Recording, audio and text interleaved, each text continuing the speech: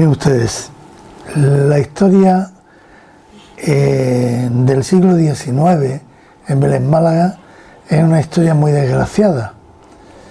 En Vélez, el siglo XIX fue desgraciado en general para el país, pero en el caso de Vélez Málaga fue especialmente desgraciado.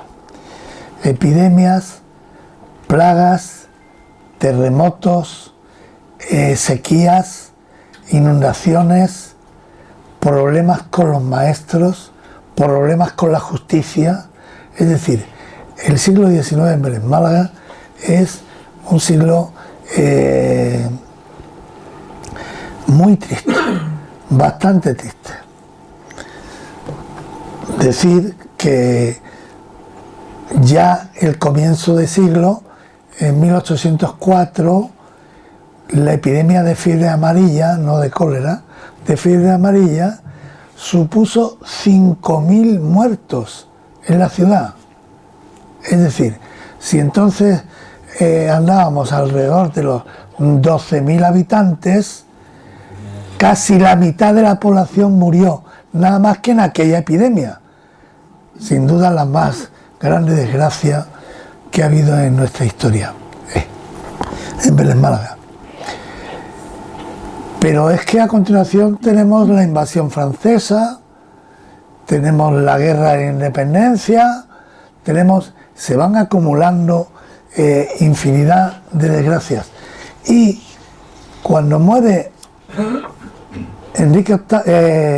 Fernando VII, cuando muere Fernando VII en 1833, se inicia un periodo que es lo que en España se llama el siglo XIX histórico. Lo llaman algunos historiadores, especialmente el profesor José Luis Comella. Él insistía mucho en el valor de darle sentido a esta expresión por lo que supone de unidad. Desde 1834 a 1936, cuando empieza nuestra guerra civil, hay un periodo de 103 años que se conoce como el siglo XIX histórico. Tenía una significación enorme, y es que piensen un momento, 103 años, hubo 100 gobiernos, 9 constituciones, 3 destronamientos, 5 guerras civiles y un número incalculable de pronunciamientos militares y golpes de Estado. Lo que José Luis Comella identifica calculando un intento por derribar el poder establecido cada 17 días. Es decir, la inestabilidad que sufrió y vivió este país era realmente terrible, y esto efectivamente afectaba a todo el país, y en Vélez Málaga se agravaba con la filoxera, con el cólera morbo, es decir, la cantidad de desgracias que vivimos fueron realmente espectaculares. Lo que comentaba Marcelino antes, de que los mismos regidores llegaban a intentar formar cuadrillas para poner orden por la noche, para intentar evitar. Es que el malestar general era terrible. Piensen, por ejemplo, lo grave que es que Vélez Málaga se haga famoso en todo el país y parte de Europa. Lo de parte de Europa es por culpa de los viajeros que venían aquí y escribían. En el país, porque los maestros de Vélez Málaga no cobran.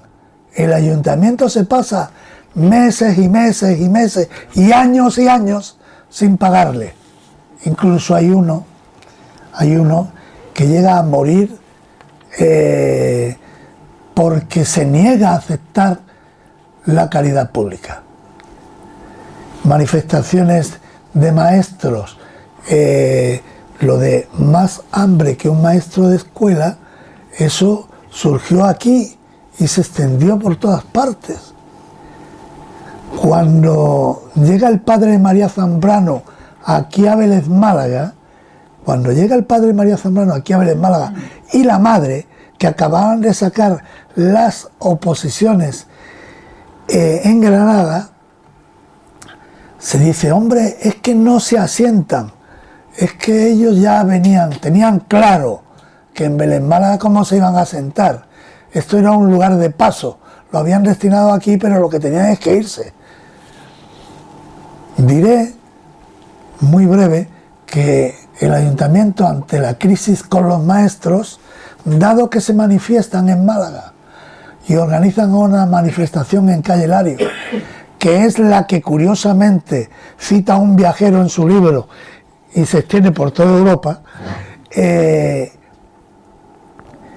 dado que los maestros se han atrevido a manifestarse en Málaga porque no cobran, llegan a una conclusión, se reúnen y el ayuntamiento toman un acuerdo que es tan importante que no solamente toman acta, sino lo publican, lo imprimen. Yo tengo una copia en el que solicitan al ministro de Fomento la reducción de escuelas en el municipio de Vélez Málaga, con modo de resolver el problema. ¿No podemos pagarle? Pues a quitar escuelas.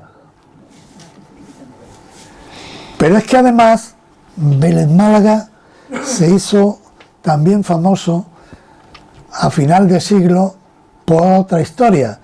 Perdonad, voy a procurar no colarme, y es que había un juez, el juez José López Cardona, cuyas barbaridades que ocurrían fueron tantas que, con motivo de sus desafueros, se creó en España la inspección de tribunales.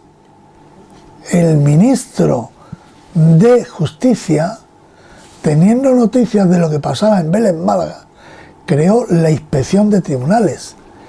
Es decir, que no es necesario decir que Vélez Málaga vivió un tiempo muy desgraciado en el siglo XIX. A mediados del siglo, con la epidemia de cólera morbo, pues hubo 700 muertos en el año 55. En 1855 murieron 700 veleños, que son veleños.